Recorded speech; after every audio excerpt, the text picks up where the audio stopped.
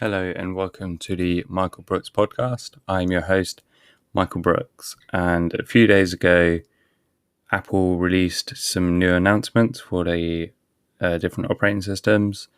The two I'll be focusing on is iOS and iPadOS because they're the two.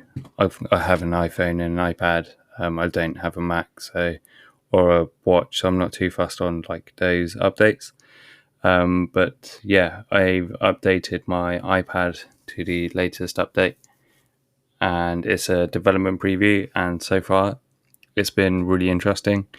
So a few of the updates that iOS had previously that the iPadOS didn't have are things like the emoji search, which for me was a bit frustrating, and the app library, which again was kind of something I wanted to see in the previous version of iPadOS. So I'm happy those two features are now here. Emoji search is it makes things so much better. So you can just press the emoji shortcut button and then start searching for your favorite emoji that you want to use at that time. And it saves having to kind of look at all these different emojis and I'm like, which one do I want to use? It's that one. There it is. Because I'm constantly scrolling back and forth trying to find it. And I'm like, where is it? I know it's around here somewhere. So yeah, that's a really nice feature. And then the app library it's got a nice, really nice animation that you don't see on the iPhone. And it kind of just comes up from the bottom corner, the app drawer, and then pops up full screen, which is really nice. So yeah, I'll be kind of playing around with that a bit more. And then some more notable updates that is really nice is the quick notes. So if you have the Apple Pencil, you can go from the bottom right corner and drag upwards to make a quick note. And it's what's the word? It kind of, if you're on a certain website or a web page and you want to make a note about that and you drag it up from the right, it will automatically add that web page you're on as a link, which you can add and then start writing notes and stuff about it, which is really nice. And I guess it also probably does similar things with certain apps you're on. I'm not 100% sure. I haven't fully tested it out yet, but I will be testing more of it out in the future. Safari has also had a ton of updates, which I haven't gone through yet. I've kind of just checked the UI out, and the UI looks really nice and clean. I'm still probably going to use Firefox over Safari because because I'm on a Windows machine, I prefer the whole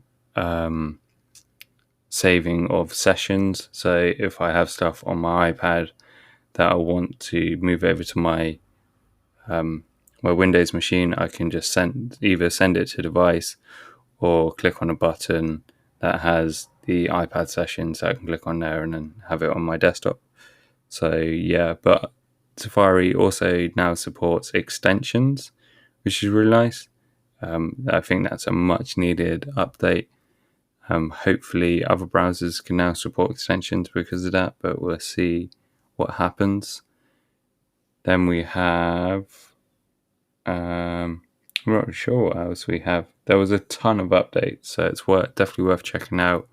I will put a link in the description for I think there's a quick 6-minute overview of all the features that have happened. Oh, another one on the iPad is dictation shortcut. So you can just press a button and start talking and start dictating your words into text. I was going to use it for this episode, so I could basically turn my podcast into a blog post almost straight away, which would have been really nice. But I think there's a time limit. It just kind of cut out partway through and stopped dictating my voice. So I was just kind of like, oh, that's annoying. But hopefully that time limit gets removed at some point.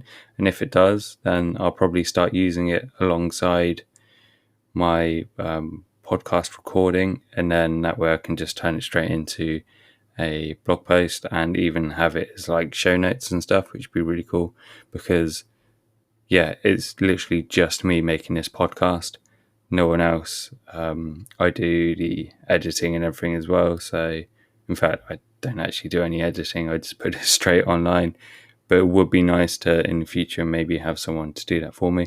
But again, like the dictation, it would kind of remove needing a person to add show notes and stuff.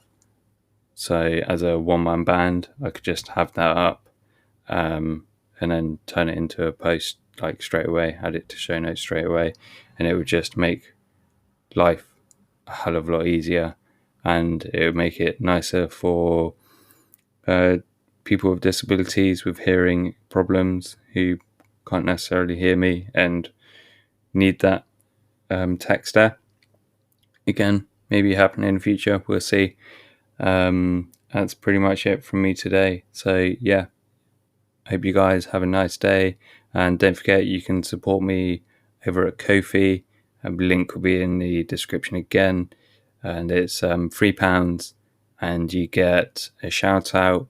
You can sponsor a web page on my blog and newsletter, and you will just have my 100% love and appreciation for you.